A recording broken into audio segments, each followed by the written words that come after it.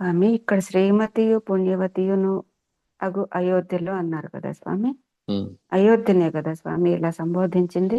అయోధ్య నగరాన్ని ఉమ్, పుణ్యజనులు అలా. అందరూ ఉండే ప్రదేశం కాబట్టి అది పుణ్యవతి, ఆ అయోధ్య. ఆ కాలంలో ఒక్కడు కూడా పాపాత్ముడు లేడు అయోధ్యలో అని చెప్పి చెప్పబడింది అయోధ్య వర్ణనంలో. ముందు సర్కల్లో 5వ సర్గ నుంచి. అవును అవును స్వామి. కాబట్టి పుణ్యవతి, అయోధ్య అంతా పుణ్యంతో నిండి ఉంది.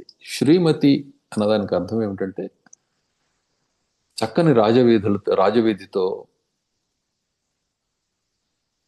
ప్రక్క వీధులతో, ఉపవీధులతో, వీటన్నిటితోటి దోవబడిన తలతోటి పాపడ సింధూరం కలిగిన పుణ్యవతి అయిన పుణ్యస్త్రీ ఎట్లయితే ఉంటుందో అలా అయోధ్య నగరం మెరిసిపోతూ ఉంది. అందువల్ల శ్రీమతి అని చెప్పి పిలువబడింది. అర్థమైందా? స్వామి అర్థమవుతుంది స్వామి. నడిపాపట రాజవీధి, అవును.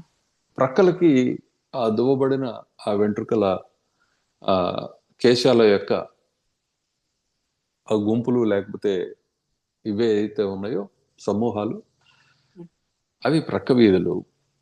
అటు ఇటు అవును. నొక్కులు, ఇవన్నీ కూడాను ఉపవీధులు. అవును.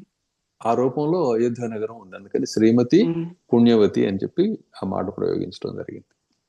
అవును స్వామి, ఆ సర్గలో ఇదే చెప్పారు స్వామి, అయోధ్య గొప్పతనం చెప్పేటప్పుడు. ఉమ్, ఉమ్. అలానే ఆ రాణులని ప్రస్తావించేటప్పుడు కూడా, వాళ్ళ గురించి చెప్పేటప్పుడు కూడా, వాళ్ళందరూ అటువంటి వాళ్ళే, పుణ్యవతులు. వాళ్ళందరూ కూడా నిత్యం లక్ష్మీ కళతోటి ఉండేవాళ్ళు. పార్వతీదేవి, లక్ష్మీదేవి, సరస్వతీదేవి స్వరూపులు వాళ్ళు అని చెప్పి చెప్పాను కదా. స్వామి అవును స్వామి.